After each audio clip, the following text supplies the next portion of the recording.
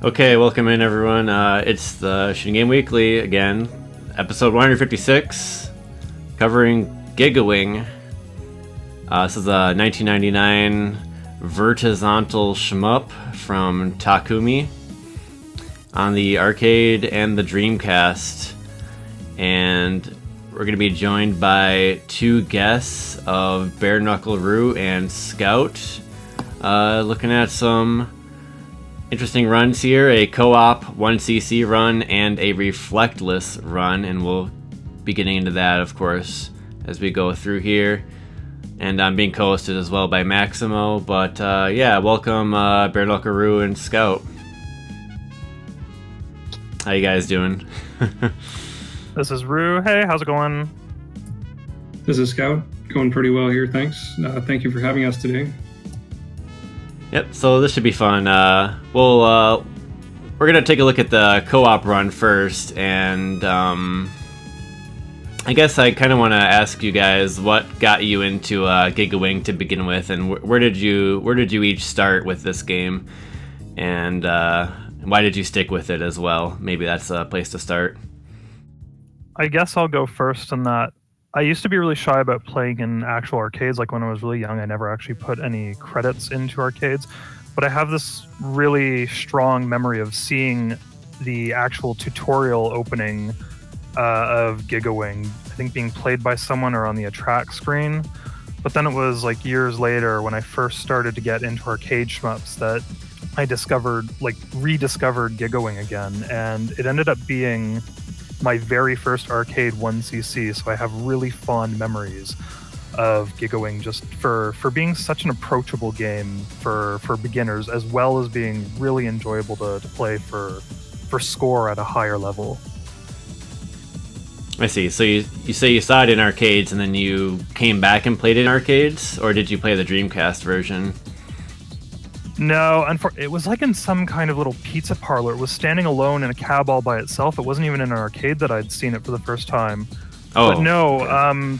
When I first played the game, it was because I had never actually really gotten into arcade emulation before. So it was actually in via emulation that I'd cleared it for the first time ever. And I since kind of got obsessed with the game because it's currently the only shmup that I actually own the arcade hardware for my horizontal cab, other than a couple of cave shooters for the vertical cab that I've got. I've got a CPS2 now for it, and I really enjoy the original hardware now on it, because there's some neat graphical glitching that happens that you just don't see even when you're emulating it. Nice. Interesting. How about you, Scout? When did you first get into this game? And maybe you guys can go into how you met each other and did this co-op run. So I had actually never really formally played Giga Wing before BKR introduced it to me. Or I have memories, I think I saw it out in the wild, but it was that same situation, like, oh my gosh, I'm too scared to actually like put a credit in and play with these people who are diving around and doing the amazing maneuvers and stuff like that. So I was kind of, I remember it, but I didn't get to experience it for reals until recently. And it's interesting that you both actually saw it, though, in the wild. Yeah. It's impressive because I live in a fairly rural area, and the arcade scene there was never really what I would call flourishing. We had a cool arcade in the mall, and it was certainly a great hangout. I see. And then... So yeah, sorry guys. I know we're not gonna have a scoring run, not this time anyways, just because there's a few concerns over the one really high scoring run that is available on YouTube by Koizumin. Just quality related issues. Yeah, this will be a little off kilter. I mean, it is a little weird just because the game kind of seems to emphasize the scoring with the reflect mechanic in particular, and the fact that the scores go into like the trillions. Mm-hmm. I'm guessing like the flyer even probably talked about the numbers being so big. I seem to recall something about that, but maybe I'm wrong. But we'll still be looking at some pretty interesting stuff here, and we'll even talk about the scoring as well as we get into this co-op run and a no reflect run, which is kind of the opposite of how you'd expect Giga Wing to go. So I don't know, it'll be a little bit off kilter, but it should still be fun checking out Giga Wing, I think. And we may even have you guys back for another scoring episode or something at some point. The first game's a little weird in that it's the only game in the series that doesn't have a combined scoring mode, which the series refers to as tag scoring. And there hasn't been like a ROM hack or any kind of a cheat you can enable even when emulating to do a combined score similar to the sequels. So unfortunately, it's the only game in the series that you can't really play for score in two-player.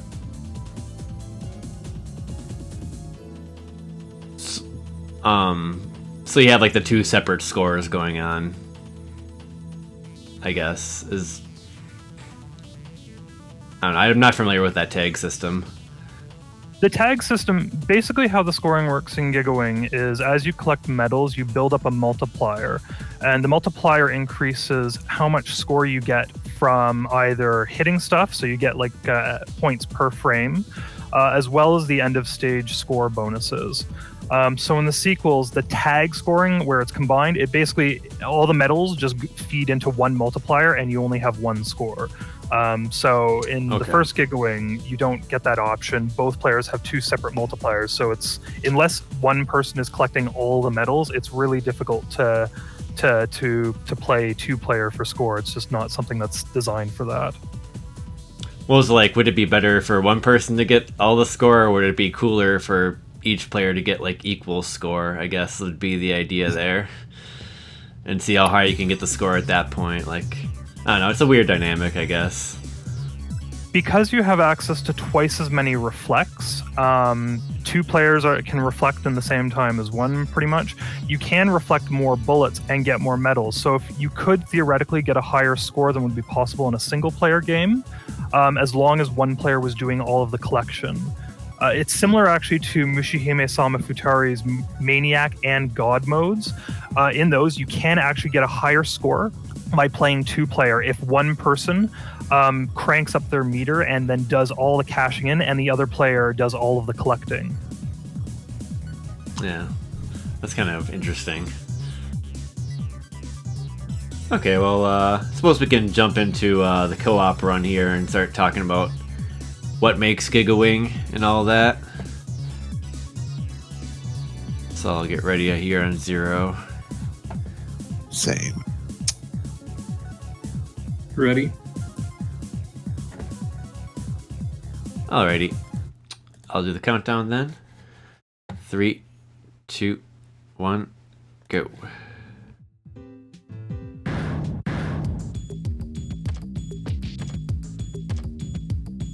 So I do apologize ahead of time because I spend a lot of time on character select here, but it gives us a chance to warm up at least. Oh yeah, I kind of forgot to cut out that part, I guess, but oh well, you get to wait. Videos should be raw and unedited. Oh my gosh. Little background to this. We'd 1CC'd the few games before. We're actually playing the USA version, because when we were playing this, we weren't playing it super seriously. We'd managed to 1CC it, but we were just curious about seeing the co-op specific good endings. And it kind of turned into we beat the game without dying. So that was nice, because we do have another run where we died all over the place horribly. So this is kind of the result of learning to actually get good at the game. This was, in fact, I think the first flawless run we had, no miss at all, and it just by random happenstance we were like, wow, we had the recording for it. This is awesome. So are you guys playing in the same room, or is this like through some type of GGPO thing or something like that? It's actually being done through emulation. We're playing peer-to-peer Kylera, unfortunately, because we're geographically a fair distance apart. So we do have to reflect early. There is a fair bit of input lag involved in that we can't make the kind of dodges you would be able to make if you're playing live. Oh, okay, interesting. Also important to note, like from the very beginning, we had never actually done any kind of vocal communication for any of our runs, even this one, this whole time. So we were reading visual cues off of each other's movements for many of the previous runs, and we were establishing some of the patterns all just by watching the other play. Like, I'm playing Sinnosuke, Scout is playing Stuck. Because I had 1cc'd the game a few times at that point, was pretty familiar with what was dangerous and what wasn't, I was usually getting in the habit of taking the lead in terms of doing the initial reflect, and then during the recharge he would be ready to kind of follow it up, sort of thing. So just to clarify, you're the purple ship, or? Roo would be the purple ship, Scout would be the green ship. Okay. Gotcha. Are there any differences between character ships? Because I know that's like one of the big things when I briefly played this game that I noticed. The ship that Scout is playing as, the wider stand, is, in my opinion, the best ship in the game. Maybe not quite as high scoring potential as Ruby, who has a straight shot, but he's got the only shot in the game that has actually a piercing element to it. The grenades will pierce everything in the blast area, so it's really, really effective against bosses with multiple parts, small ships, that sort of thing. And he's also got the second highest move speed. Sinnosuke, on the other hand, the purple ship, is actually the slowest in the game, and I honestly don't really like him. I was surprised I did as well as I did when I was playing him here. It was just, I hadn't had a chance to really put some time into using him, so that's kind of how it worked. And then you've also got Ruby, who's the fastest ship, the straight shot, and then Isha, who's the second slowest, but she's got a decently wide shot and those homing missiles. They're pretty good too, but in terms of general overall usability, Stuck is probably the best plane in the entire game. It's also worth noting that I seem to recall you mentioned once that actually, as a general theme, most people aren't actually as fond of Stuck as a primary character. And I find him to be extremely versatile. I really like that his options will actually move and point other directions. If you're not firing while you're using stick forward, they'll actually point behind him.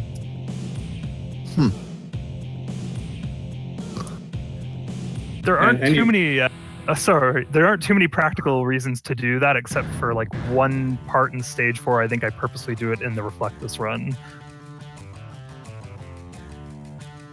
I actually, having them fire to the side can sometimes be kind of useful for some of the places where you really have to be diving into the forward portion of the screen. I really find it to be useful. So for the folks who aren't really familiar with Giga Wing, how it works is which character you choose affects the stage order of the first 3 stages. So stage 1 is always the easiest, stage 2 is bumped up in rank, and stage 3 is the hardest in rank.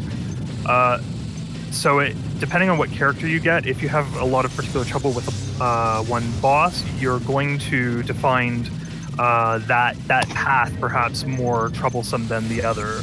In general, I would say Ruby probably actually has the hardest path, because this lava stage here, she gets it as stage 3, and the boss is really tough when it's the 3rd boss.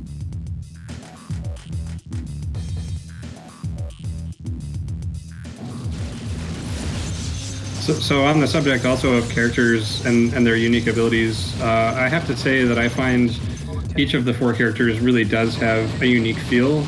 It's not so different that you have to totally relearn everything about how to play the game, but each one does have their own unique, visceral feel as you're providing inputs and dodging and planning your route.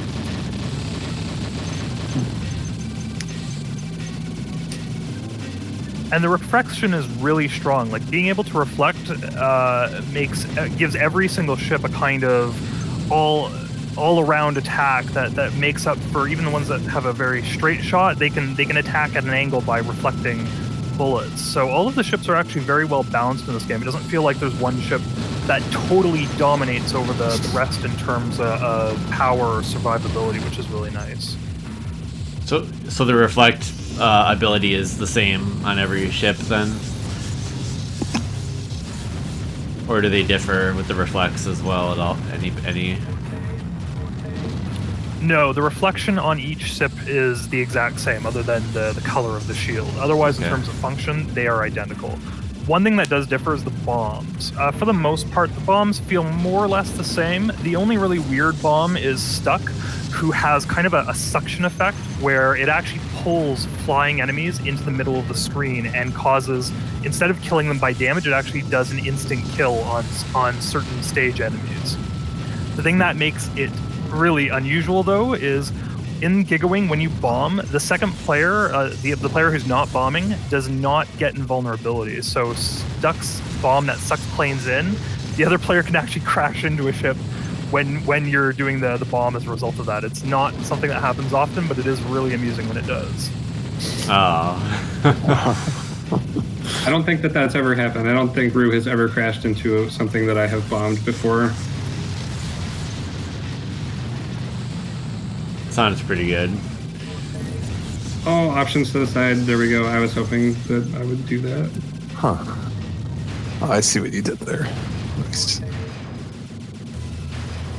So yeah, for the most part, the game isn't going to get really super serious in terms of survival difficulty until about like the end of Stage 3, Stage 4, which is part of what makes it a fairly forgiving game, in that even by the time it does start to get really, really serious, you do still have a really powerful ship at your disposal. Because in addition to the Reflect, it's not quite like a game like Mars Matrix where you only have one special ability at your disposal.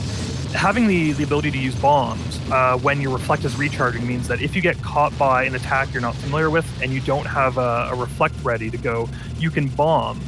And the bomb actually has an element where it gives you an automatic recharge. So even if your meter is still half full when the bomb finishes, you are guaranteed to get a Reflect ready to go, which is another element that makes it a lot more forgiving than some of Takumi's other games, such as Mars Matrix or Night Raid. It's probably one of the more approachable series that they've made, or of shmups in general. I feel like this is a great boss to talk about one of the Reflect mechanics. Oh, never mind. Oh, the boss just got killed.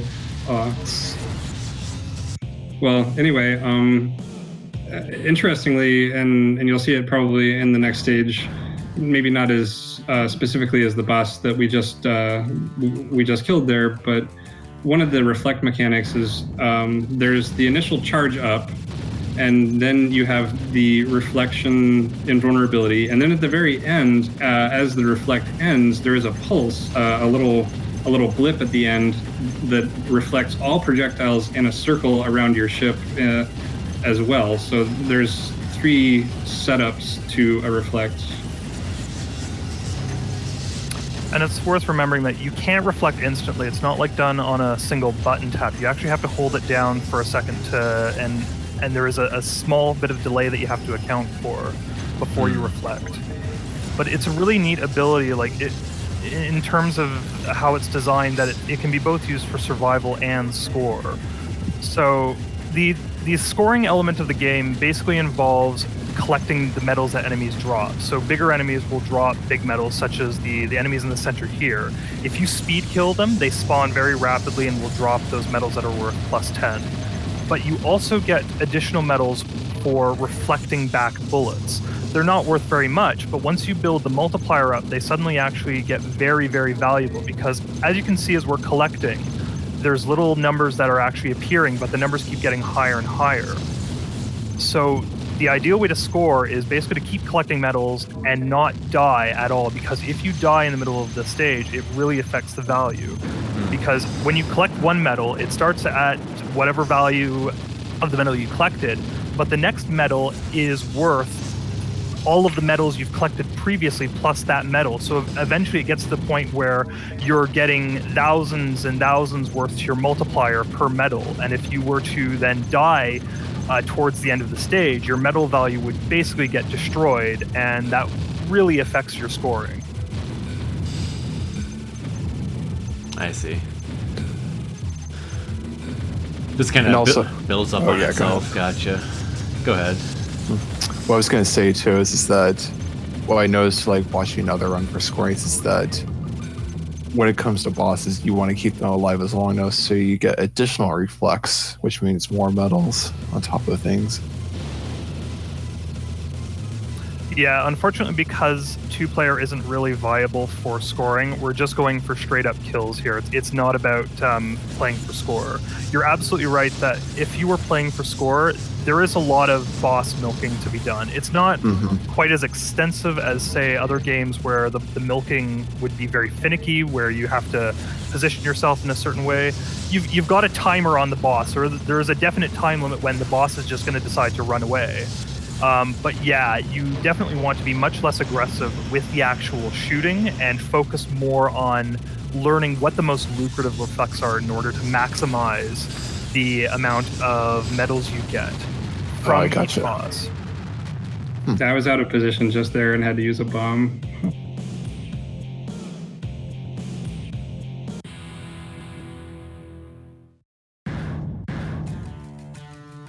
For the most part, the game is really nice and fair. Like it has a tiny hitbox located in approximately the same size as the yellow cockpit. So it is actually a really small hitbox game in terms of fairness. Even without reflect, everything more or less feels pretty reasonable to dodge, except for a couple of spots that were obviously designed about using the reflect to push them back. But yeah, generally, if you were going to play this game for score, you would focus less on shooting constantly. You would want to actually plan out your reflex. Like against this mid-boss, we go right for the kill by just firing on it constantly. Whereas if you were playing for score, you would actually hold off and try and reflect as much as possible. Reflecting does lots of damage. Like the bullets alone that you can reflect, you don't even have to shoot back at it. A couple of reflects and it's going to go down on its own. But yeah, you would basically learn, if you're playing for score, to use the reflect more or less as your primary weapon and only use the gun in cases where you're recharging. Gotcha. I'm really fond of this game because of the way the hitbox is laid out. It does feel like you are very nimble and agile, dexterous in the air. You can squeeze by, wiggle past some things that look like they might almost hit you, and it feels really satisfying. There is a 1-up in the game available to you, but you should never actually see the 1-up unless you're doing rather badly. So basically what there is, if you look on the right, there's a series of gems in a ring. What you have to do is you have to destroy all of the outer gems, and then finally the inner gem, which we're in the habit of doing just for kicks. Normally, if you have at least 1 extra life in stock, you're not going to see the 1-up. The 1-up only spawns in single player if you're at 0 lives remaining, and it never shows up in 2-player. We've tested by committing suicide with 0 lives, 0 bombs in stock left. It only shows up in single player if you have 0 lives at that point, which honestly you shouldn't, because then your run's probably going fairly badly. Like I said, brings up the question, like, does the game scale the difficulty for a 2-player at all?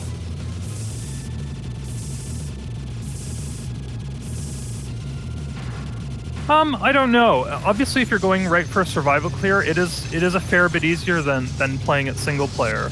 I think it's one of those games where it doesn't make it considerably harder in any way to play 2-player, because you have twice as much reflect.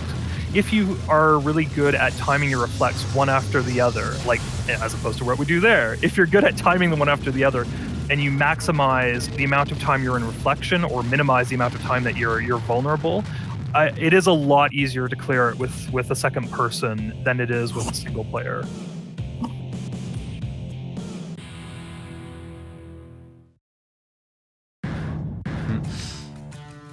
It does have separate good and bad endings depending on whether or not you're able to 1cc the game. So both players effectively have to 1cc it in order to get the good ending. So it does have a story that's built around playing 2 players and both going for the 1cc. Technically, the 1cc is invalidated if you use a continue at any point in the middle of the stage. So if you start with a single player and then another player joins in, that counts as invalidating a 2-player good ending. Whereas as long as you beat stage 6, even if one player gets a game over beforehand, the other player can get into stage 7, the final stage, and then the other player can use a continue, and you can still see the good ending at that point. This is the stage where it really starts to heat up. This is some of the most fun maneuvering.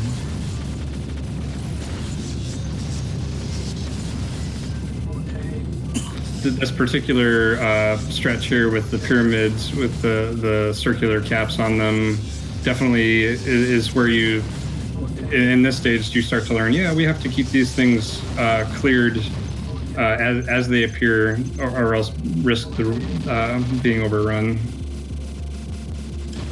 Yeah, the bullet speed takes a massive jump here. It's not quite as crazy as something like a Raiden game where you're under constant siege of being sniped because your hitbox is quite small and your shots are very large.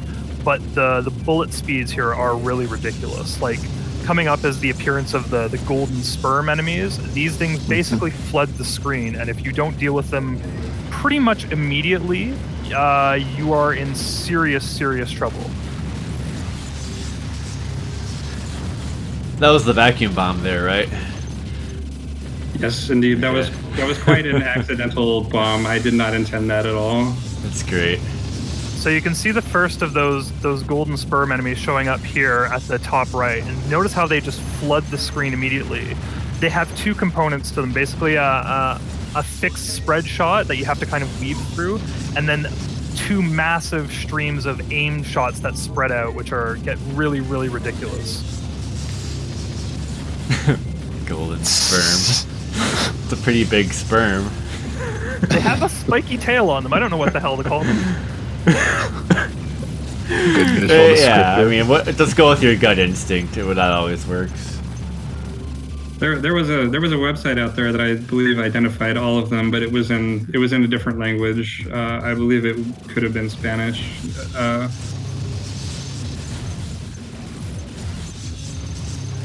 BKR should know these things. How come you don't know these things? I'm sorry I've let you down.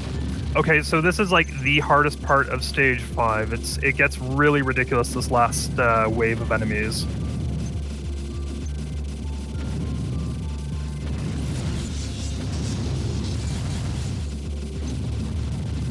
We're really trying to stay on top of making sure anything that enters the screen gets cleared immediately by this point, and it starts to get a little desperate as we find ourselves without reflect. I suppose you try to like trade off on reflect timing. We really times. do, but again, I hadn't invested in a decent headset at this point, so basically we would talk via text before the run, but we weren't communicating at all during the actual run itself. Like we weren't using voice chat to call out each other's reflects.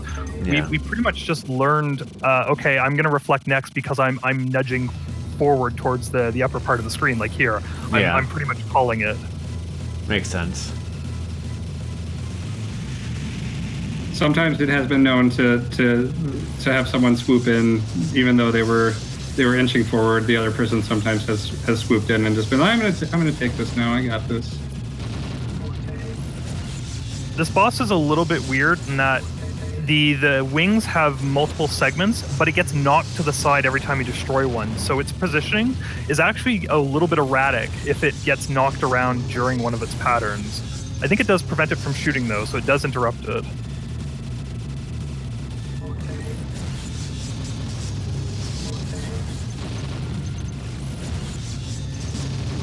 Several times during this boss, we've had to retreat to the corner, and this next boss sequence, it gets really quite intense. There are moments where we have to retreat, and we're just barely scraping the edge of where we might get some meter to actually engage or reflect.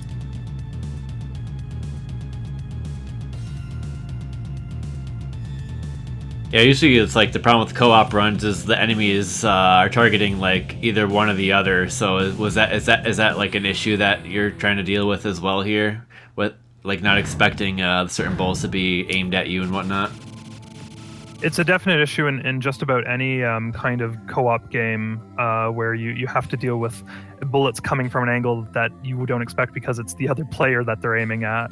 But there are a lot of enemies that fire 2 separate streams of bullets, and in 2-player, they split them up evenly between both players. Oh, cool.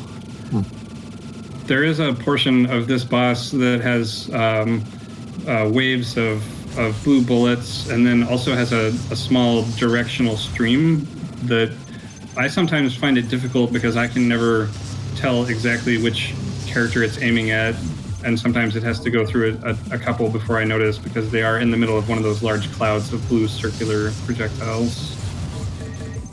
I really love this boss. It's one really long multi-parts boss rush.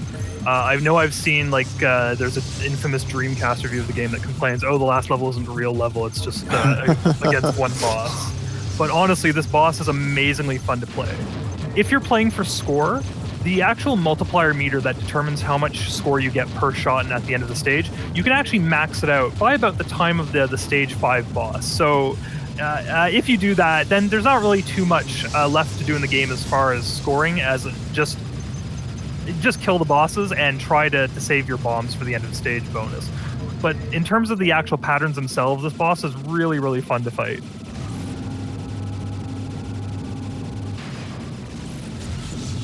The last level and this boss, and also the true real boss next are definitely when I start to feel the adrenaline rush of frantically trying to maneuver, like pulling the stick in a direction and wishing you could go faster. Yeah, I like these duck behind strats you guys have been using. Yeah, you really get used to knowing that the other player is going to throw out a reflect and is going to protect you. There's been times where we haven't done it and have mistimed it. Like before the recording, we were playing and we were not doing very well, I gotta say. But when you get in a good rhythm, you really can protect yourselves very effectively and essentially speed kill the bosses. Like we just skipped an entire wave of bullets there because we're doing so much damage to it. Gotcha. Pretty awesome. Those wavy tentacles will actually kill you. I've done that really embarrassingly beforehand. If you get touched in the tip there, I'm being a little bit risky here.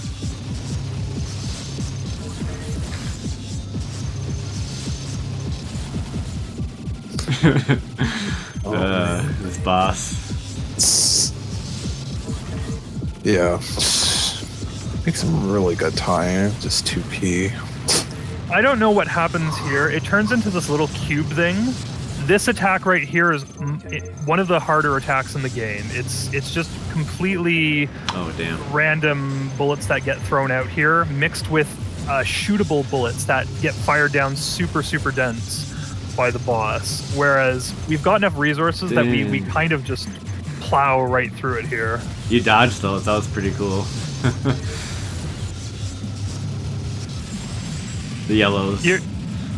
You're gonna see a little bit more dodging in the reflectless run, because normally when I was practicing for the reflectless clear, I planned 2 bombs at that boss, and in the actual run where I cleared it, I had no bombs going into it.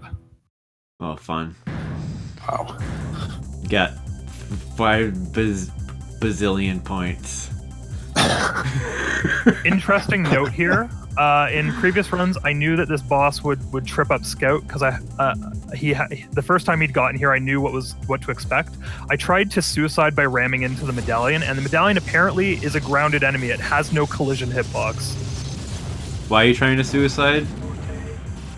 Oh, I was talking about in a previous run that we were playing when he was like at 0 lives left, and I wanted to get some bombs so that I could try and bomb to protect him. Funny.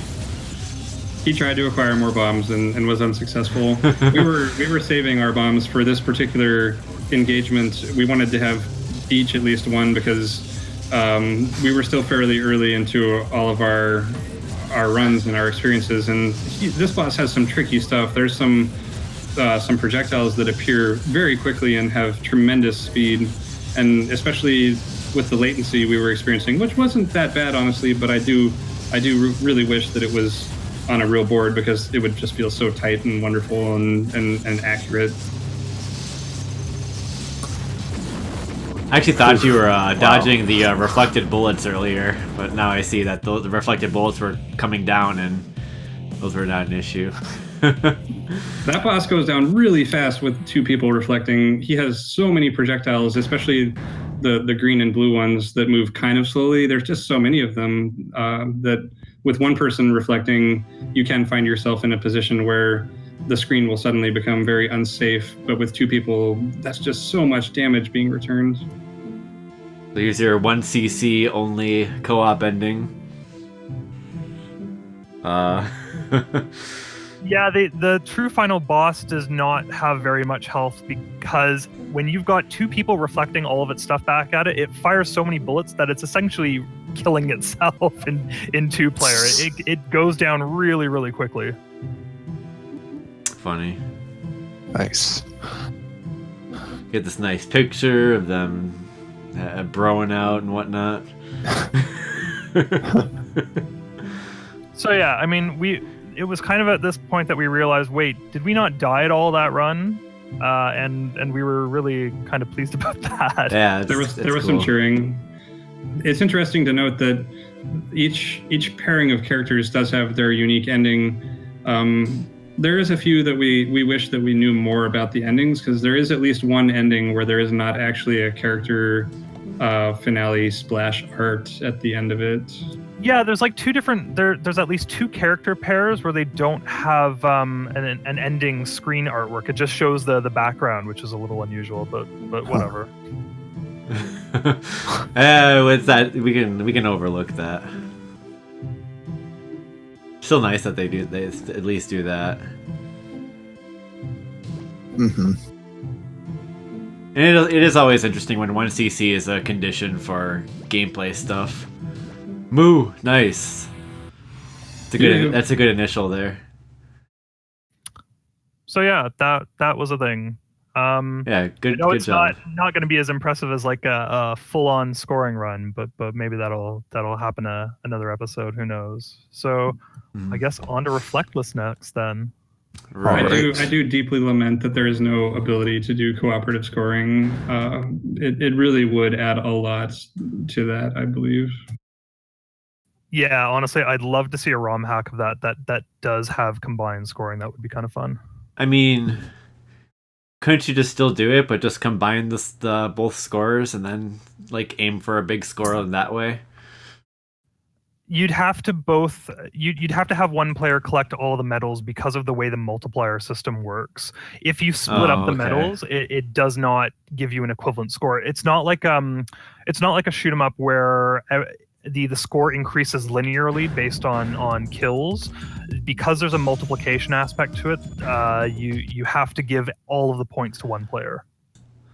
I see. In the earlier stages, especially, like I always tend to notice, because BKR has the really good moves and everything, he'll collect medals and he'll just immediately start to outpace me in a scoring a scoring scheme with 2 players. So there's something you can do there, but do you not think it's interesting enough to go for, or just annoying? It would be more interesting, honestly, to do it single player, and that's something I'd really like to work on, is come back and get like a really high score in this game. Part of the reason I haven't yet is because it was my first arcade clear, and I had discovered the joy of arcade games that were like reasonable and fair to clear on a single credit. So after I'd cleared it a few times, I kind of got distracted and just jumped into all sorts of other games just to kind of see what was out there. And I hadn't actually really had a chance to go back to it and play it properly for score, which is kind of what I am working on now. So I will hopefully be able to get up to some of the records that are out there. That'd be awesome. Yeah, go for it, man.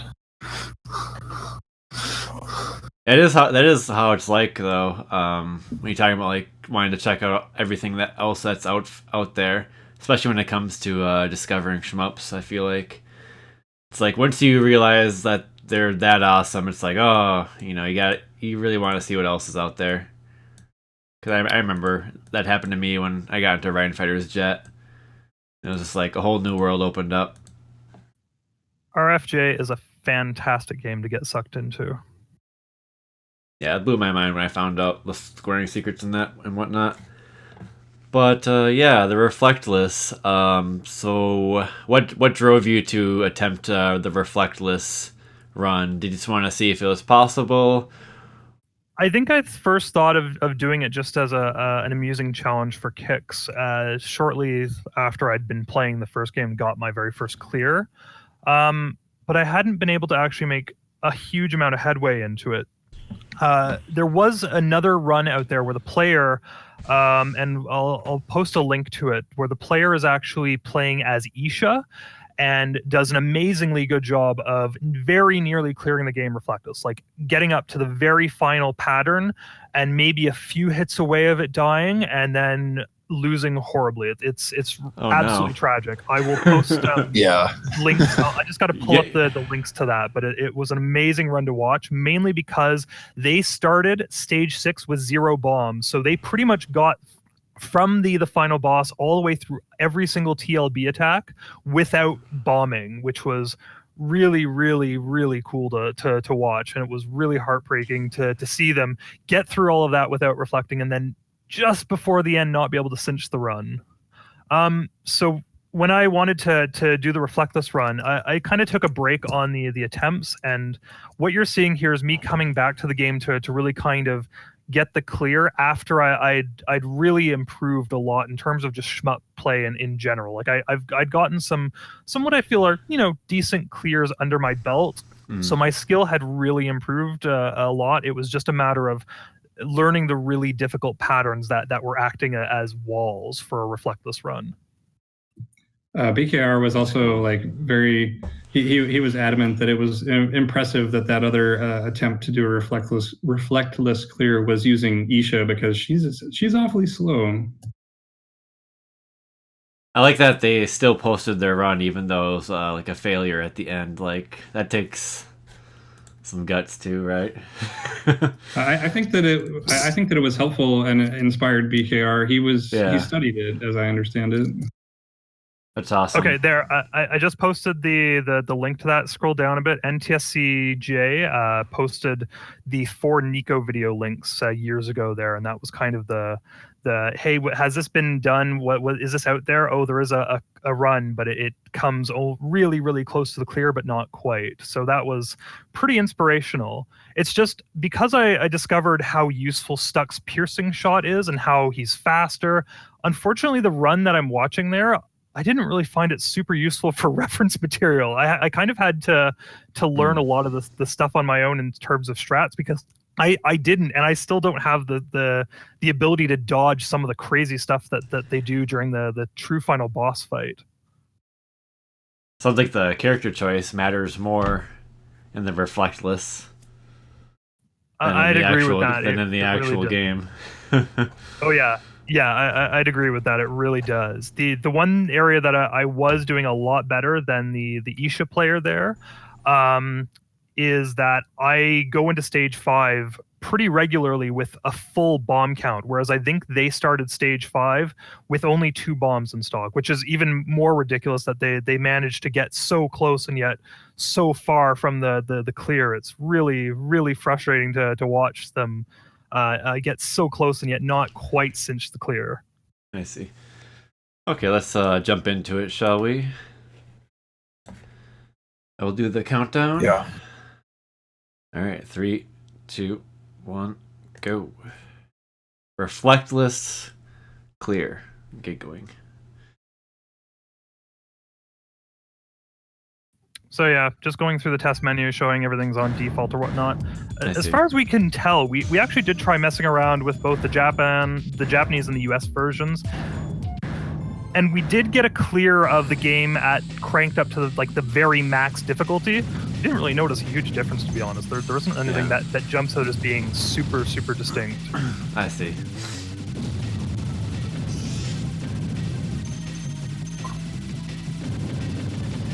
This is a really exciting run. It warms up pretty quickly.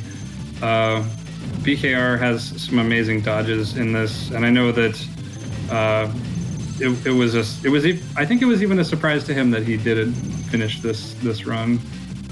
Yeah, it really was. Basically, had been practicing against the true final boss, who was basically a humongous wall, because I had to pretty much go into the true final boss with both lives and 1 or 2 bombs stock to have a decent shot of getting the clear. Whereas I spent several hours on a weekend desperately trying to learn one of the patterns that I'd been having a ton of trouble with just by not firing on it.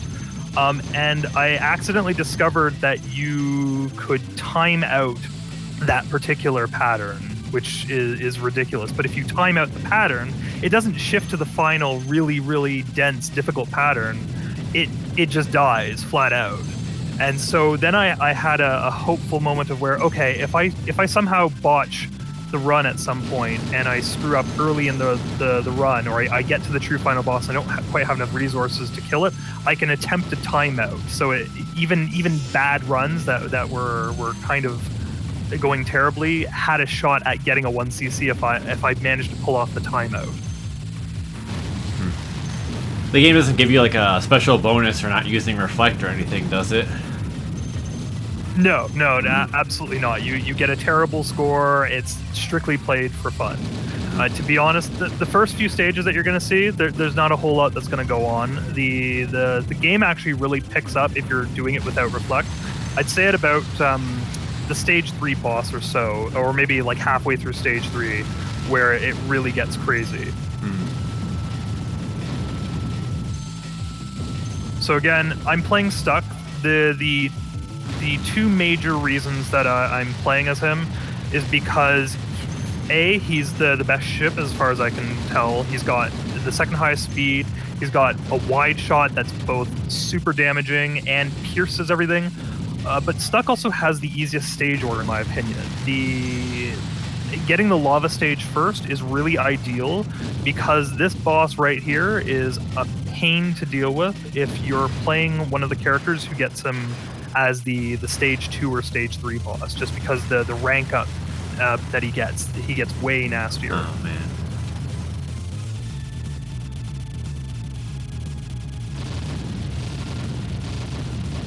So nothing too special here. As you can see, Stuck's bombs, the piercing element, they hit all of those little segments and they just rip this boss apart like nothing's like nothing can top that kind of damage short of using the reflect on him. Whereas the other characters, they don't have that piercing element.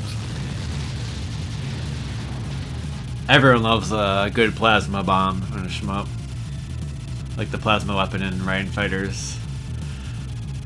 I'm also especially fond of those projectile weapons that have that kind of wiggly delay, that if you're moving left and right, that they can make a little bit of an extra spread, so to speak. Isha has them slightly too with the missiles, but they're obviously homing. Oh, okay, this is some dodgems. The only issue Stuck has is that normally when you're reflecting, you have tons of opportunities to reflect and then use the invulnerability to get in close and actually point blank.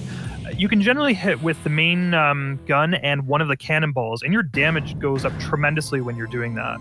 Without reflect, though, you don't get many opportunities to actually point blank small targets.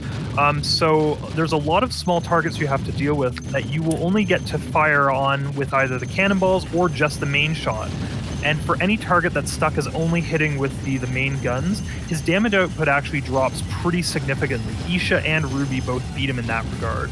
It's just there's a lot of significant targets that are very big, that he ends up still being, in general, really, really powerful, even without the use of reflect to help you actually get in range for that point blanking. Yeah, see, they come out pretty quick when you're point blanking, so it seems. Oh yeah, there we go. I want to call out, I like Dumple Chan's comment, Team Stuck for Life. And to answer Ed Horse's question, yes, this is a 4x3 shmup traveling vertically. It's pretty cool. I really like the format they presented it in. Yeah, I think the term for this kind of game is a vertizontal. It's a vertical game in a horizontal layout. Yeah, it's a weird term, but I mean, so is shmup, so it goes with the territory. It fits. I'd really recommend people check out Takumi's other games. They've made some other really great ones, such as Mars Matrix, which is kind of like a really hard version of Giga Wing, where you only have Reflect, but it's weakened. You don't have any bombs, but the style is super different, and it's still a lot of fun to play, even if it's very difficult to approach from a difficulty standpoint. The other one that's really cool, and unfortunately I don't think it's well reflected, but I had a chance to try it out when someone brought over the hardware, is called Night Raid. And it's this really strange shoot 'em up that involves your special ability is kind of like a grappling hook, but it shoots between targets. You grapple onto one, and then it will rapidly chain between multiple targets as long as the meter is full. But to keep the meter full, you have to rapidly rotate the stick and just wiggle it like crazy. So basically, if you're playing it on an arcade stick or an arcade cabinet, I think it's not very good for the stick, to be honest.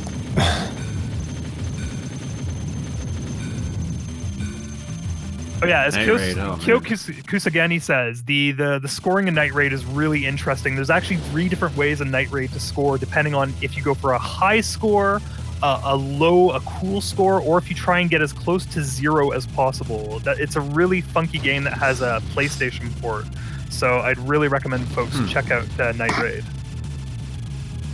Yeah, never even heard of that one. It's cool. All right, sweet. So this boss here, he has a gigantic laser beam attack, but I think we just speed killed him. You can actually kind of touch the very edges of the beam safely, and it's telegraphed by the screen going dark. It's an attack that gets used repeatedly by several bosses in the game, so it's something. It's probably the attack that is most likely to catch out new players when they're first playing the game. You don't get much time to react to it. If you try to reflect, you're not going to make it.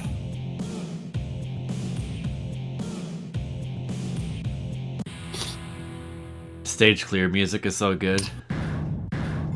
With the guitar lick at the end when it's like got your complete total.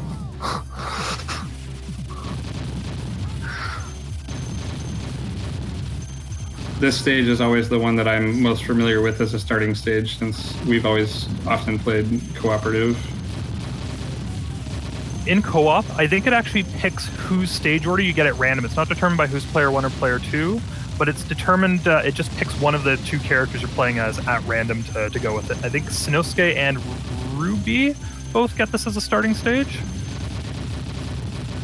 That would make sense. They do. I've often started playing Ruby as well. Ruby has become my second favorite character besides Stuck. There's actually some really tricky sections if you're playing a Stuck, because he doesn't have a consistent spread shot. Enemies, like little enemies, will sneak in, and you can actually collide with them fairly easily here. There's some really nasty little helicopters that you have to deal with. Any of the big targets he can just take down quickly, but there's these little green helicopters in the next section that I really have to be careful about, that if my shot doesn't take one down, I have to move near it. I have to be very mindful that I don't slam into it. Same with those guys that are really thin that come down from the top of the screen. If you have to move left or right, it's very easy to smack into them by accident. Whereas Isha's homing missiles will take them down easily. Sinnosuke's wide shot pretty much clears the screen of them, etc., etc.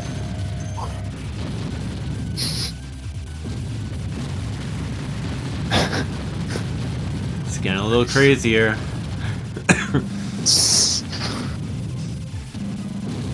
Like this helicopter guys like come close and they back away if you don't immediately get them. Yeah. Big scoring trick here. If you're playing for score, on the left there, that last little turret there's a line of turrets on the left. If you wait and destroy the very last, I guess it's a control tower, any turrets that are left alive shoot out big gems. So there's a fairly decent score trick there if you leave all of the turrets on the left alive and just destroy the control tower that's behind them. Huh, nice. I really especially like the frantic piano music in the background of this stage.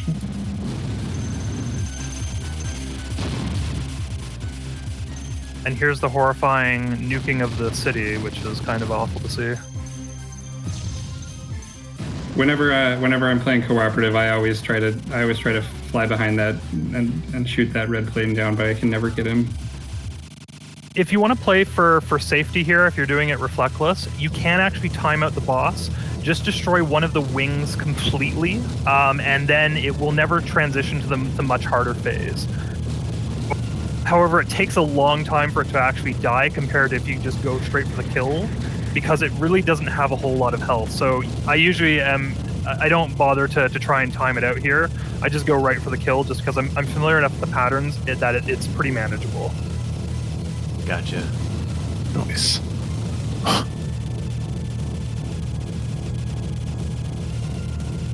Is there a significance to the bullets flashing there, or is that just a different bullet type?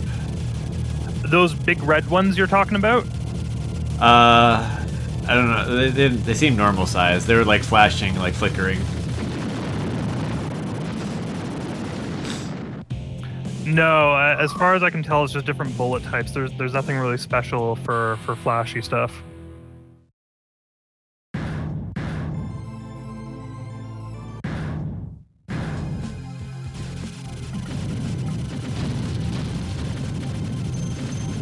This stage is another one that I actually have to ask BKR, did you have trouble with it? Because this is a stage I notice things heat up a little bit here. There are some places in it where things are sedate, but there's also areas that are just crazy, like the huge armored deployable tank, for example. Stuck takes down the mid-boss really, really easily, but everything after the mid-boss is pretty hectic. The tank is a major obstacle. If you don't know what you're doing at the tank, you are going to get torn apart really, really horribly. That dodge to the bottom left quarter of the screen there was pretty smooth, by the way. Nice.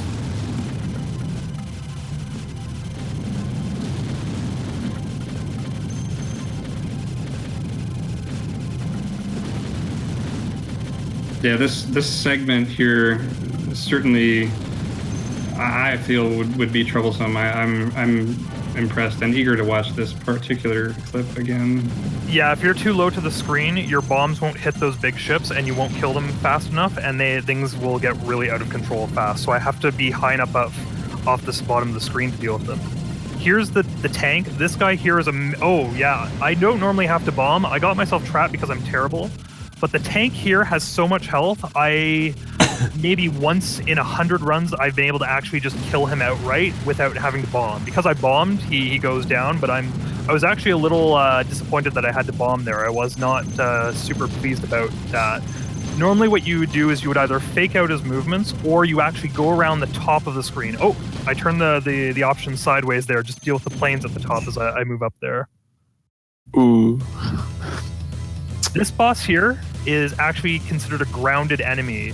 The turret that's on his left shoulder, i.e. to the right, is the most dangerous one. So I position myself to point blank and damage that one first. And then get in front in the little blank spot where it's first. As far as I can tell, its first two attacks, it uses the same two attacks over and over.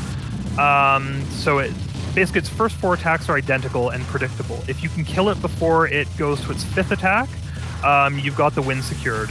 If it uses a fifth attack, it seems to be randomized or dependent on what arms it has. So basically, I want to kill that thing as quickly as possible. It's worth noting that if you time that boss out, that eventually he will walk so far that he will fall through a hole in the bottom of the stage. That's awesome. It is pretty amusing to see. But he won't fall if he has one of his arms. He'll get stuck. He won't actually fall through the hole. Oh. This stage here is pretty much where the Reflectless run begins. It's all about rooting to deal with those really obnoxious tanks that flood the screen with shots and making sure you kill them very, very quickly. Otherwise, things get out of control. Like, I had to practice.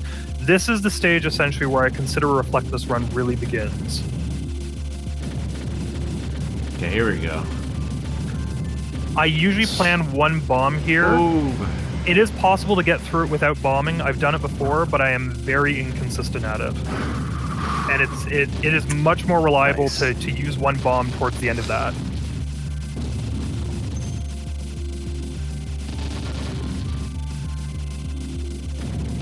BKR has some really excellent maneuvers in this stage. I've seen him squeak by some things that I honestly wonder how close it came to calculating a hit on him.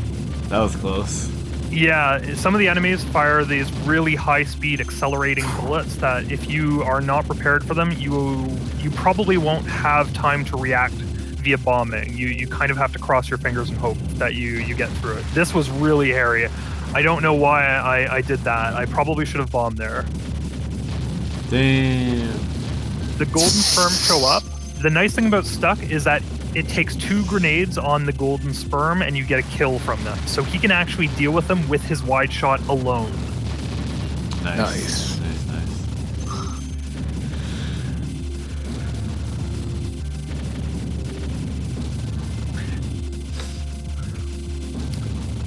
Yeah, like Ofex says, the DC port actually has less slowdown than the arcade. I'm currently playing this in Schmutmain, I think.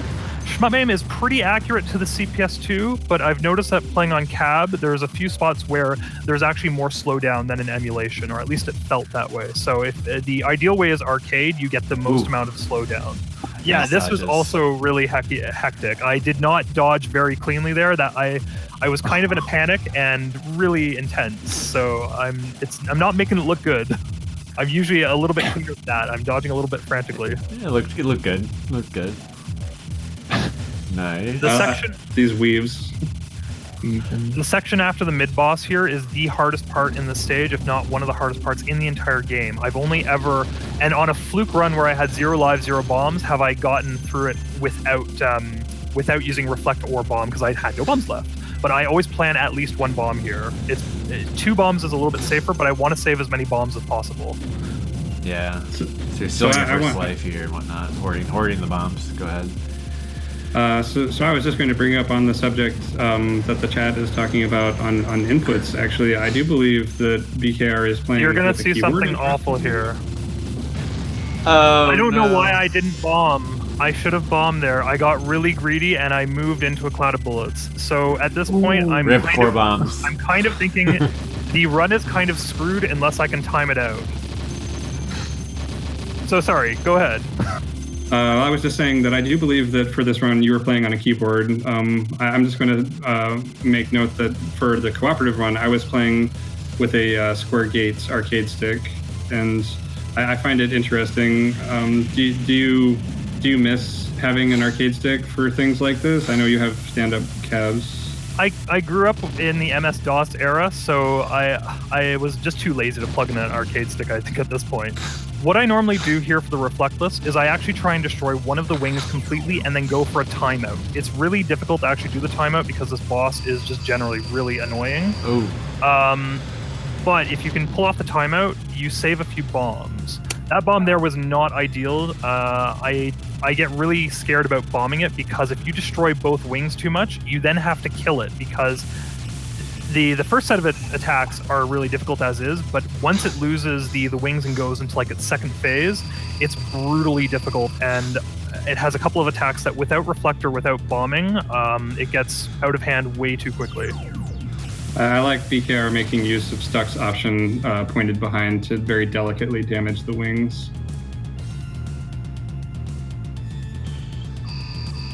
Yeah, the main thing is I don't want the blast from the bombs to damage the center too much, so I have to be really careful about how much I do that. So you're just going for the left wing now. Oh man.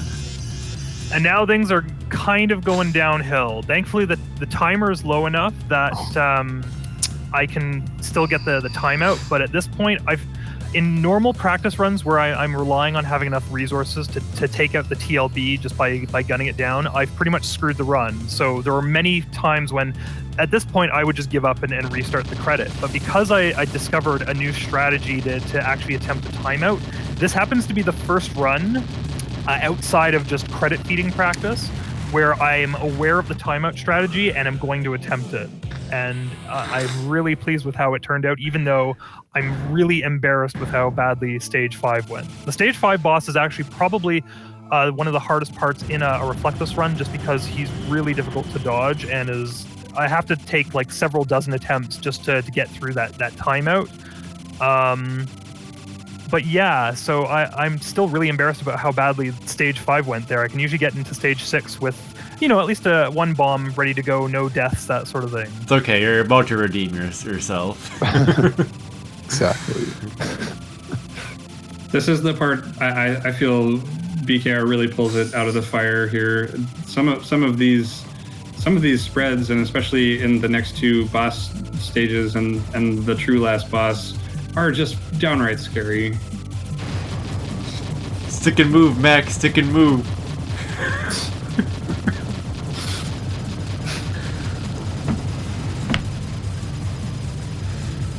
I love those thrusters. Can't tell you how many times those have gotten me in our cooperative runs just by random distraction. I'm also often pretty impressed by how quickly BKR moves through these bosses even without the extra return damage from a reflex. You really get to last out the patterns and whatnot. It's interesting. Because a lot of this stuff you don't see, right? Normally. Yeah, without reflect, you normally will kill stuff fairly quickly. Like in the 2-player run, you're seeing at least a couple of patterns shortened really, really significantly. Whereas without reflect, yeah, you have to kind of deal with most of the patterns in the game. There is specifically one true final boss form where in the very first black ship TLB attack, it actually has a really extended set of attacks, but it normally dies well before. And that's the plan that I'm using, is to kill him before he gets to the really dangerous stuff. So you'll see that later. Ooh. This is probably one of the hardest stage 6 attacks. This one's not too bad. It's really, really nice. That looked pretty specific. Just because this is a lot less dense, it's a lot less hectic. Nice. Going back and forth to bait the red bullet there. It's nice. I need at least one bomb in stage 7 in order to clear it reliably, so I only get to use one bomb here. I know if I use 2 bombs here, it's game over in the following stage. So I'm going to have to actually dodge this to a good extent. Spaghettios. This is probably the hardest stage 6 attack in the game. It took me, it took me, I'd say at least a good 20 hours to get to the point where I can comfortably attempt to no miss it. And even then, it is a little bit hair-raising when I have to dodge it. If you use 2 bombs, you'll only have to do that pattern once. But if you use only 1 bomb on this boss, which I have no choice, I have to bomb it only once, I have to deal with the pattern a second time. It's going to loop back around. BKR managed to squeeze through 2 of those tiny little triangular colored projectiles there. That was pretty amazing to me.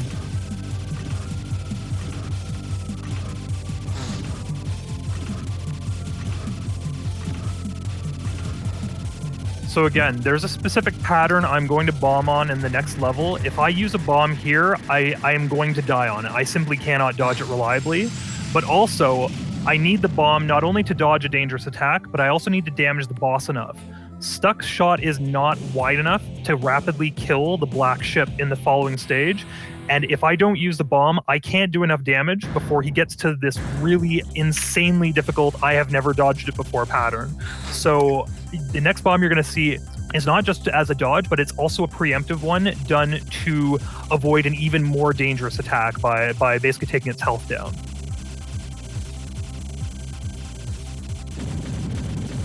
The medallion itself is really, really kind of easy to learn. You just get nice and close after dodging and all that, and the point blanking, it goes down really easily.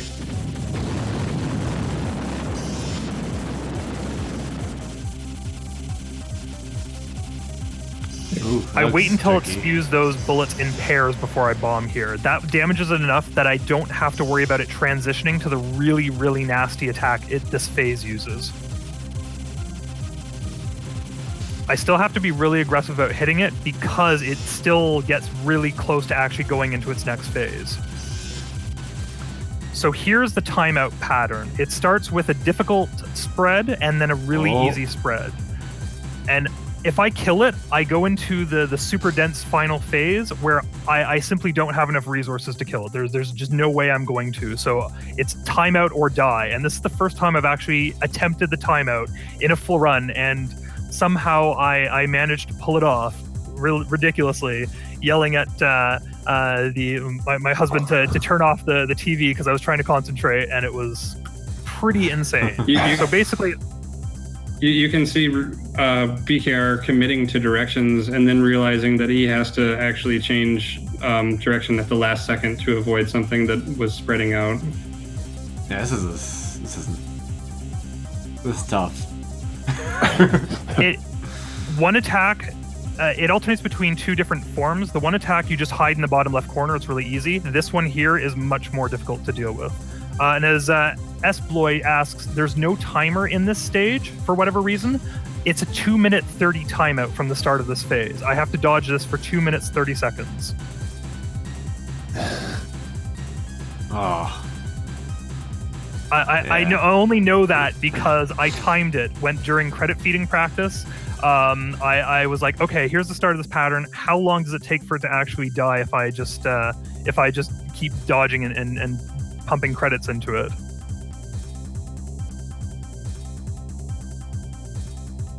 And there's a few cases here where I get really, really, oh my gosh, close to, oh crap, that was super close to dying there. I remember being terrified about that. Like heart pounding, just kind of, oh my god, oh my god, oh my god, oh my god. BKR's focus and endurance here is commendable. So is it varying the burst timing? No, the attacks are completely 100% fixed. Mm-hmm. The only thing that changes is those aimed green shots. Okay. So at least you know, like, you just need to execute, I guess. I practiced it for a good 4 to 6 hours straight on a Saturday evening. This attack alone until I knew how to dodge it, because when I realized it was fixed, I knew it was just a matter of learning how to do it. Yeah. And now I'm kind of having a little freak out in person and all that sort of jazz. I would like to go back to the game. I've been experimenting with recording on my actual cab, playing on the CPS2 version. I would like to go back and actually beat it reflectless, but actually kill the boss for real, as opposed to having to cheese it out. So hopefully I can pull that off. Either way. BKR was having a freak out, but did remember to show off all of his button configurations and everything. Is there something special we need to see there with the button config? No, I was just... I'd had Schmutmame set up so that I literally could not reflect. I did not have a button 1 that was not set to auto rapid. I'm using auto rapid for this because honestly I don't want to mash the button that long throughout the entire game. Mm-hmm. So how I set it up is I set up a rapid fire button for the shot, and I disabled a normal shot button. I literally had no button that would allow me to reflect by accident or on purpose or whatever. Good stuff. That was pretty cool to watch. Yeah, well done, BKR. That was excellent. Ed Horst is asking about the pattern that I can't dodge. Basically what he does is he flies off screen and sprays a ton of bullets that you basically have to reflect it. And then he comes back on screen and uses one of those giant laser beam attacks from the rear of the ship. It's an attack you will never see unless you are purposely waiting out the boss, because whether you're reflecting or not, it doesn't have enough health to last normally. It's an unusual attack that normally it just transitions to the next one by then. It's nice to see that they weren't like lazy at all with the bullet patterns as far as actually seeing them and being able to dodge them. Like, you'd figure maybe that'd be the case because the reflect mechanic is so OP. But some of those, yeah, you said you did have to avoid though, by either timing out phases and whatnot, avoiding them, but... No, it is technically possible to get through everything without reflecting. Your bullet hitbox is like pretty small cave size, but it's ridiculously difficult to do because you don't have a slowdown button like a traditional cave game. So even in those super dense patterns, you can't really tap dodge the same way. But yeah, overall, I'd say it's a really fair game. It is very punishing of mistakes because you don't get any extends except for the one you could potentially get in stage 4. But otherwise, yeah, as long as you're accurate with reflex and throwing your bombs early, I'd say it's a really forgiving game to get through just if you want a straight survival clear, as well as just being fantastic to play for score. Very neat. It really is a beautifully balanced game. I really appreciate how how visceral the control inputs feel when you're reflecting, and it's all around fun and beautiful. It's a great game. Yeah, and I'm really glad I was able to get you're really seriously into the game too, and be able to pull something like that off.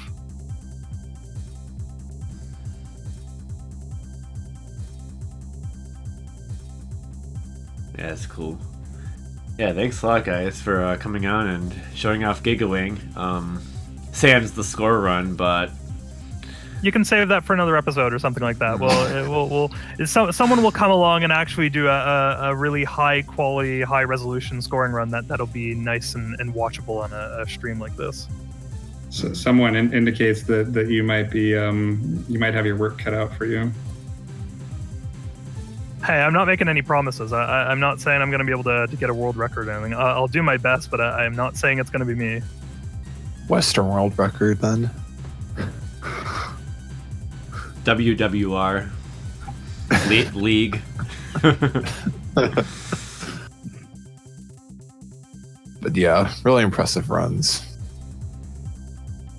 Good Thank stuff. you, I appreciate it. I hope it was interesting for folks, even though you're not actually seeing the scoring system being used here. Hopefully it demonstrates that the game is really fair to play in general, and learn to play. It's a really approachable shmup, whether you're a beginner or an expert. It's a lot of fun to get into, and just really well designed in general.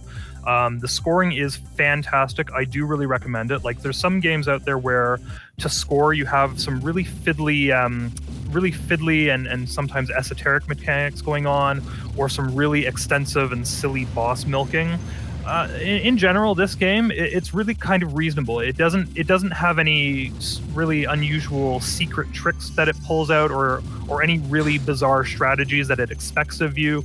It's just in all, it's a really good game with a really competent scoring system, and probably one of my favorite scoring systems out there, if not my favorite.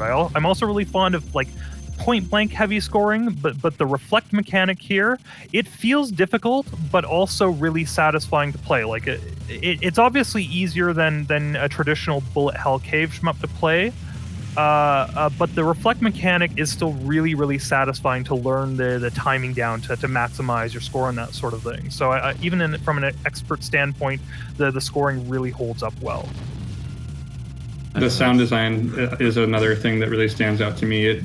The sound is actually a large portion of what helps you feel the tactile sensations of the game while you're playing it and experiencing it, and it sounds and feels amazing to collect a medal or to initiate a reflect and hear those bullets pinging off of your hull and being returned to their source. Yeah, the reflect sound effect is badass. How it like twangs with the electricity. That sounds really satisfying. Mm-hmm. It's like you get like a nice visual / audio feedback cue that just direct input back to the player. It's always really nice in a game.